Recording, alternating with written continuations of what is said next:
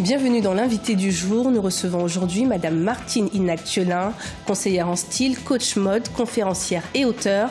Elle publie d'ailleurs son livre de conseils en images, J'ai rien à me mettre. Bienvenue et merci d'avoir accepté notre invitation. Vous avez d'abord travaillé dans les ressources humaines avant de vous lancer dans la mode. Comment expliquer ce changement radical de parcours? C'est vrai que c'est très radical, mais dans les ressources humaines, on travaille aussi avec du monde en face, notamment avec les femmes.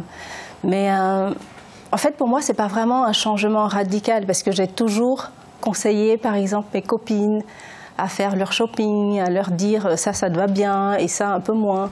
Donc, quelque part, sans que ça ne soit officiel, sans que ça ne soit mon métier, je le faisais. Et comment est-ce qu'on entre dans cet univers fermé qu'est la mode quand on n'est pas issu de ce milieu? Je ne sais pas si je suis déjà entrée dans l'univers de la mode. Ça me fait marrer. Pour vous, vous considérez que vous n'êtes pas encore dans l'univers de la mode? Je ne sais pas, dans ma tête, je suis dans l'univers de la mode. Maintenant, c'est quoi l'univers de la mode? Moi, je vis à Bruxelles, enfin, je suis entre Bruxelles et Paris. Est-ce que je fais partie de la mode à Bruxelles ou à Paris? Je ne suis pas sûre, mais une chose est sûre, c'est que j'ai des clientes que je coach en images, à qui j'aide à créer la garde-robe de rêve. Donc voilà, enfin, pour moi, la mode, c'est essentiellement se mettre en valeur quand on achète un vêtement. Alors, vous avez été formée, entre autres, par Cristina Cordula. Est-ce qu'elle est un modèle pour vous, une source d'inspiration? Ah oui, moi j'adore Cristina Cordula, c'est une vraie source d'inspiration. Après, voilà, on a deux personnalités différentes, on ne pense pas forcément de la même chose, mais je m'inspire beaucoup de Cristina Cordula. Vous sortez un livre donc intitulé « J'ai rien à me mettre 2.0 ». À qui s'adresse ce livre? Ce livre s'adresse aux businesswomen, aux femmes entrepreneurs, aux femmes en changement de carrière, aux femmes qui recherchent la personne qu'elles sont, qui ont du mal avec leur féminité, à accepter qui elles sont, enfin là, à l'intérieur et à le montrer à l'extérieur.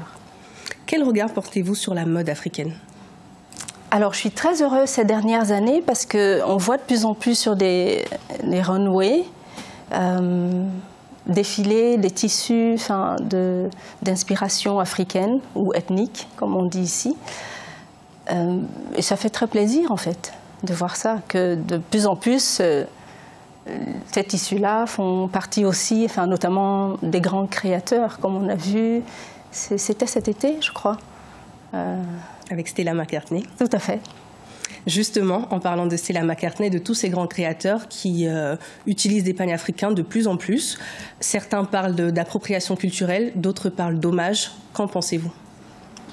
Moi, je pense que c'est une très belle chose. Notamment, ce qu'elle a montré, il y avait une robe qui est d'origine camerounaise, c'est le kabangondo qu'elle a montré sur un de ses défilés.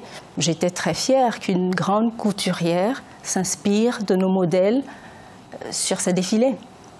Mais quand on parle d'appropriation culturelle, c'est surtout dénoncer le fait que ces grands créateurs commencent à proposer de la mode avec des tissus africains, ce qui pénalise des petits créateurs africains. Vous comprenez cela? Vous êtes d'accord avec cela? Je ne suis pas vraiment d'accord avec ça. Parce que si on regarde un peu plus en avant ces tissus africains, enfin, notamment le wax, je ne sais pas s'il faut citer les marques ici, ne sont pas vraiment africains. Le wax, il vient de Hollande. Donc, c'est un tissu avec des motifs ethniques. Est-ce que c'est africain? Oui, peut-être dans l'idée des gens. Je ne pense pas qu'il soit question d'appropriation culturelle ici. Je pense qu'on l'a vu notamment avec Louboutin, qui a fait une super belle association avec un couturier indien pour faire des bottines et des bottes magnifiques d'ailleurs, je trouve. Je sais pas, aujourd'hui on est une planète, enfin, la mondialisation fait qu'il n'y a plus de barrières, il n'y a plus de frontières, donc dire que ce tissu-là doit rester africain, mais alors on dit africain où? Au Cameroun, à Paris, à Bruxelles, ou africain au sens que Martine, qui est noire et camerounaise, utilise ce tissu, plutôt que Stella McCartney, qui est blanche et grande couturière. Enfin, pour moi, la mode voyage, et il y a de plus en plus de changements aujourd'hui, et je suis très heureuse que d'autres couturiers s'approprient ce tissu-là. Parce qu'en plus, quelque part, ça nous donne un peu beaucoup d'importance. Parce qu'il y a des femmes qui n'osent pas porter ce tissu en se disant peut-être que dans la rue, je serais stigmatisée, notamment quand on vit à Paris ou à Bruxelles. Alors voir que quelqu'un a mis ce tissu sur un défilé international, bah, tant mieux. Enfin, pour moi, c'est juste génial. Vous disiez que Cristina Cordula était comme un modèle pour vous. Une émission de coaching à Cristina Cordula, est-ce que c'est quelque chose qui vous ferait rêver? Ah, mais moi, je rêve de ça, enfin, d'avoir mon plateau de télé. Notamment, enfin, je ne sais pas où exactement il sera situé, parce que dans ma tête, je suis entre Bruxelles, Paris et Yaoundé. Mais on a besoin de ça chez nous. En plus du coaching et de la sortie de votre livre, quels sont vos autres projets pour 2018? Conquérir toutes les femmes du monde entier. Je pense qu'on est 8 milliards d'habitants. Si j'en ai 4 milliards, c'est génial, non? Enfin, il y a celles qui parlent anglais aussi. Merci Martine Inac-Thielin d'avoir répondu à nos questions. Et je rappelle donc que vous êtes conseillère en images, coach mode et beauté. Et merci à vous pour votre fidélité. Dans quelques instants, le journal de la rédaction. Merci Sharon.